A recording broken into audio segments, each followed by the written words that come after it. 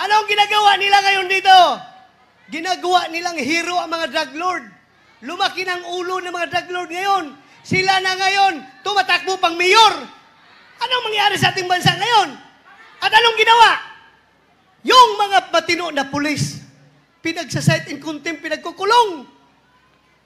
Ano na mangyari sa bansa natin pag ganun? Bakit namin ginawa ni Pangulong Duterte yung war on drugs? Bakit? Alam niyo ang rason? Ginawa namin yun hindi para kami yumaman, hindi para kami magkapera, kundi ginawa namin yun para maisalba ang kinabukasan ng mga kabataan sa iligal na droga. At pangalawang rason, bakit namin yung ginawa? Sabi ni Pangulong Duterte, marami ng lugar dito sa Pilipinas na kontrolado na ng mga drug lords. Muntik na tayong naging narco-state. Sila na ang nagdedesisyon kung sino ang pwede maging gobernador, maging congressman, maging mayor sa kanilang lugar. So yan ang pupuntahan natin, pagiging narco-state, kung saan yung day-to-day affairs ng ating gobyerno, malokal man o national government, kontrolado na ng mga drug lords. Kasi napakarami nilang pera. Sobra-sobra ang pera nila. Kaya sabi ni President Duterte, Bato, iisang bisis lang ako maging presidente. At ikaw rin, isang bisis ka lang rin maging chief PNP. We will never pass this way again. Sabi niya. Kaya, sabi niya, hindi ko pinangarap maging presidente. At ikaw rin, hindi mo pinangarap maging chief PNP. Pero ako'y naging presidente, ikaw ay naging chief PNP. Ito ay destiny natin. Si Lord ang may kagustuhan nito dahil meron tayong misyon dito sa mundo. At yan yung puksain ang droga, ang kriminalidad, at korupsyon. Kaya sabi ko, larga sir, all in. Upakan natin. Yes sir, upakan natin yung problema sa droga. Ang droga, hindi dapat bibihin yan. Walang dissenting approach pagdating sa problema ng droga. Anong kailangan? Kamay na bakal! Diba? Tingnan mo. Anong ginagawa nila ngayon dito? Ginagawa nilang hero ang mga drug lord. Lumaki ng ulo ng mga drug lord ngayon. Sila na ngayon, tumatakbo pang mayor. Anong mangyari sa ating bansa ngayon? At anong ginawa? Yung mga matino na pulis, pinagsasite in contempt, pinagkukulong. Ano na mangyari sa bansa natin pag ganun? Kawawa ang bansang Pilipinas.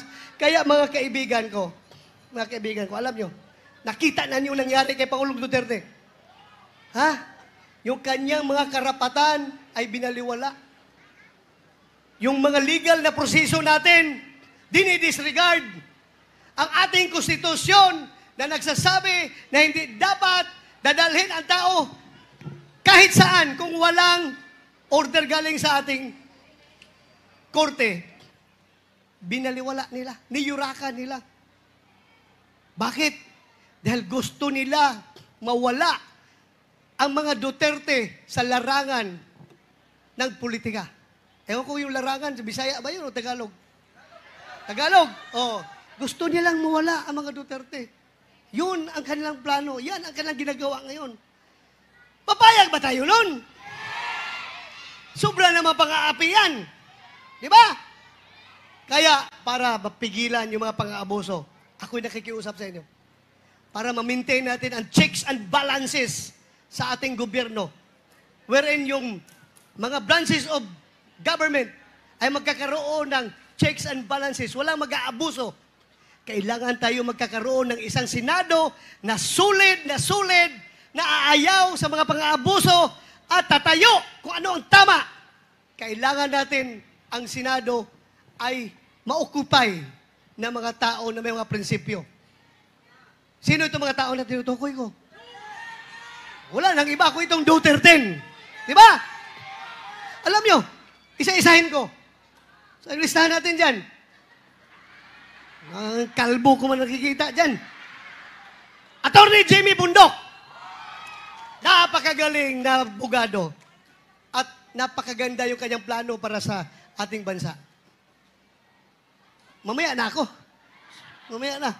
Senator Bongo, Mr. Malasakit, kilala ninyo yung tao na yan. Yan ang tao talaga na walang ibang iniisip 24/7 kung paano makatulong sa kanyang kapwa. Kahit saan yung may problema na tulong, talagang si Senator Bongo hindi natutulog. Pupunta at pupunta talaga yan. Gagawa ng paraan para makatulong. Kaya, kailangang ibalik natin sa Senado. JB Hinlo, number 30.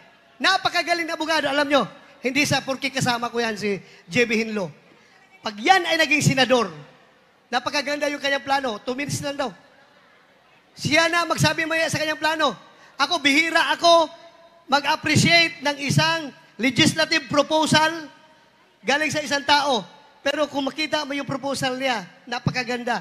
Siya na mag-explain mamaya. Brilliant. Attorney Raul Lambino, napakagaling na abogado at magaling sa agriculture. Rodante Marcolita, Congressman Marcolita. Walang tatalo dito sa debate kahit sino. Pastor Apollo Kibuloy, man of God. Ganda no? May mga abogado, merong man of God. Attorney Vic Rodriguez, ayaw ng korupsyon. Kaya umalis siya sa gobyerno. Dahil nakikita niya, hindi na maganda. Kaya, itong tao na ito, may prinsipyo talaga. Philip Salvador, premyadong aktor, multi-awarded. Ang puso niya ay grabe para sa mga mahirap. Doc Marites Mata, magaling na doktor. Kaya kung makita nyo, yung komposisyon namin, abogado, doktor, Mr. Malasakit, isang pulis. Ang galing. Kaya, sana, supportahan nyo. If you want to have a Senate na hindi magpapaganon, no? Hindi magpapaganon sa other branch of service, other branch of government, whether it be Malacanang or the judiciary, natatayo talaga na bilang independent body na hindi madidiktahan. Please, huwag yung kalimutan. Duterte. Vote straight, PDP laban. Maraming salamat at magandang gabi sa ating lahat. Thank you.